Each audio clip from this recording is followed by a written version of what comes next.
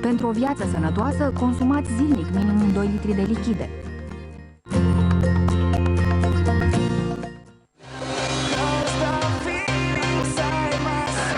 În momentele ce urmează, discutăm despre cel mai exclusivist show al verii 2013 pe litoral, Mamaia Music Awards. În platou vor veni 3 dintre artiștii care sunt nominalizați în cadrul premiilor muzicale ce vor avea loc pe 9 august 2013.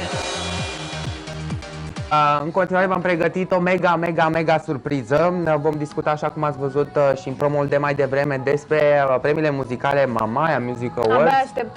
Dar mai 2013, prima ediție, și totodată în platoul nostru au venit și câțiva artiști care sunt nominalizați la premiile muzicale din acest an. Sau rămâne de Să-i văzut. și prezentăm. Nino râde, Anca Pato. Stai să fac o rectificare înainte de toate. Niciunul din cei de aici nu e nominalizat la Mamaia Music Awards. Vor fi invitați, dar nu sunt nominalizați. Ei n-au avut noroc. Lara este singura care a avut norocul, dar la Romanian Top Hits la Bacău pe 2 și 3 august. Noi ne-am și dorit noi. din tot sufletul ca ei să fie nominalizați, de aceea le-am și prezentat. Piesele lor au fost propuse, dar din păcate n-au avut așa de multe propuneri, n-au avut audiența, deci nu au putut fi nominalizați. Dar cine știe, la ediția următoare... Aș vrea, pentru început, să discutăm despre Mamaia Music Awards. În ce dată are loc Mamaia Music evenimentul? Awards, cel mai mare eveniment muzical din România, pentru că va fi cea mai mare gală. Nu s-a mai făcut nimic până acum. Deci chiar dacă noi facem de 7 ani Romanian Top Hits, Mamaia Music Awards va fi peste tot ceea ce a fost până acum în România. Pe 9 Sperăm august, să ne inviți și pe noi. normal că sunteți invitați Așa. acolo și normal că veți și transmite de pe acolo, că Răzvan va fi, să sperăm noi așa, chiar și pe covorul roșu alături de mine. Avem noi de discutat. Păi și eu nu? Trebuie să văd cât de înaltă ești. Foarte înalt. Mai mică decât el. Discutăm, vedem. Ideea este că va fi cel mai mare eveniment muzical din România, pe 9 august, la pavilionul expozițional Mamaia. Începând cu ora 19 vom da startul la distracție cu covorul roșu, unde vin toți invitații cu limuzina. Paparații, în sfârșit ai Da. ocazia să-ți îndeplinești visul. Păi, ca să-ți spun așa, vor fi cel puțin 80-90 de artiști din România, în jur de 10 artiști din afara țării și unii chiar foarte cunoscuți. Visul oricărui jurnalist. Toți artiștii la un loc. Da. Și așa cum ne-am obișnuit la fiecare gală de premii muzicale, foarte multe poze, foarte multe noutăți, foarte multe lansări, foarte multe piese în premieră. Noi deja pe fundal urmărim un material cu un teaser la ce Da. urmează să se întâmple acolo. Ăla a fost primul promo făcut pentru... În momentul în care am dat primele zvonuri despre Mamaia Music Awards. E un proiect la care lucrăm de vreo 2 ani de zile. Bun, tot meritul convins are la un colegul meu, asemenea Dan eveniment. Leonte, care el s-a zbătut mai mult decât mine. Eu sunt pe partea de tot ce înseamnă PR online, tot ce înseamnă partea de producție, de program. De promovare. Da, nu? artiști, listele și toate astea, dar el este cu partea tehnică, cu partea cu evenimentul. Tot el s-a zbătut să aducă în România Music Awards Company, iarăși Dar ceva. cum de v-ați hotărât să faceți în Mamaia?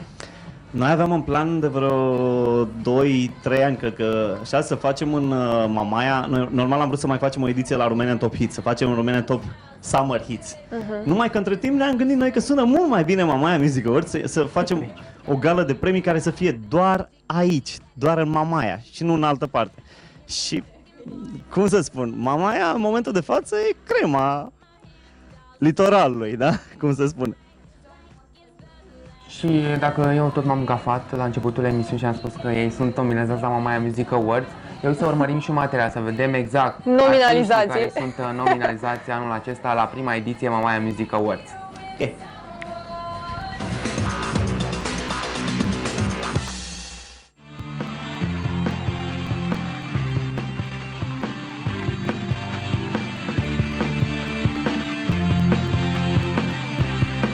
Live de la pavilionul expozițional Mamaia, cel mai mare eveniment muzical din România, Mamaia Music Awards 2013.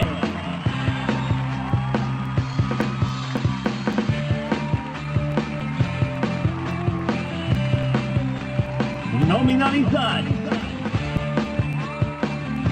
Alex Velea, Alexandra Stan, Andra, Antonia, Arando Marcel, Connected, Deep Side DJs, Direcția 5, DJ Rino and Silvia, DJ Sava, Elena Gheorghe, Fly Project, Holograph, Horia Brenciu, Ina featuring Carlos Dream, Liviu Hodor and Mona, Laura, Loredana, Naguale, Nick Camarera, Puya, Miley, Stefan Bănică Junior, Voltage, Bank, Tom și Du, Eli White, Nicole Sherry, Morandi, Red Blonde, Cerebel, Roxana Neves, Viorica și Ionita de la Clejan, Chris Trent, Marcel Pavel, Vama, Pizza, Biugi Mafia, Palatiti, Maximilian, Andrea Bălan, Giulia Giano, Andrea Antonescu, Pepe, Sunrise Inc., Amna,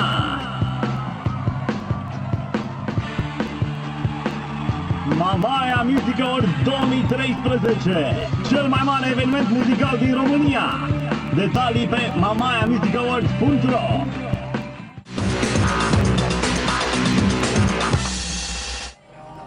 Am revăzut lista nominalizațiilor la Mamaia Music Awards. Ce de nume? Pot să spun doar un singur lucru. Sunteți primii care aveți aceste informații, sunteți prima emisiune în care mergem să vorbim despre Mamaia Music Awards. Îți mulțumim Exclusivitate, atunci. da? Exclusivitate acolo. Treceți mare pe ecran. Deci de-abia acum o să începem campania de promovare, așa că, cum ți-am promis acum câteva săptămâni, la tine am venit prima dată. Mulțumesc, îți mulțumim foarte mult. Noi, tu ești un prieten de-al nostru. Ce poți să ne mai spui despre eveniment? Cum s-au nominalizat? Ceea ce ați văzut până în acest moment sunt doar o parte din artiștii care vor fi prezenți pe 9 august. Deci ăștia sunt doar nominalizații, dar vom mai avea foarte mulți invitați care vor cânta, care nu sunt nominalizați. Și în total o să avem aproape 80 de artiști.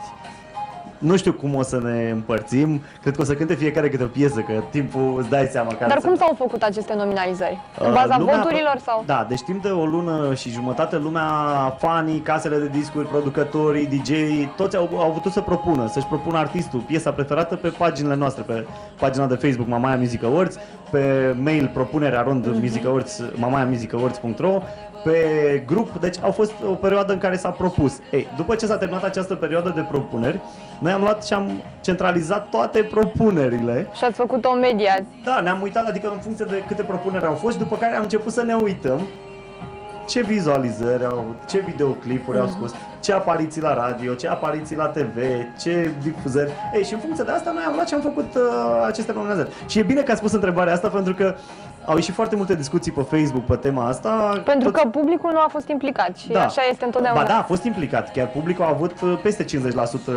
decizie în urma vizionărilor anterioare, dar un sistem de vot? Păi votul de-abia acum a început. Deci de-abia acum până pe pentru a afla câștigătorul. Detalii găsești pe www.mamaiamusicawards.ro. Să intrați și voi să vă votați favoriții. O să intru, da, eu am câțiva. Tu cu cine votezi, Răzvan? Nu știu. El cu el, că doar ce s-a lansat. Uite, fii atent, dacă ai avea de ales între Alexandra Stan și Ina, pe cine ai alege? Alexandra Stan. Alexandra Stan. Deci 3 fani Alexandra Stan. Uite, și la Ramoco. O să mai discutăm pe parcurs despre Mamaia Music Awards, dar aș vrea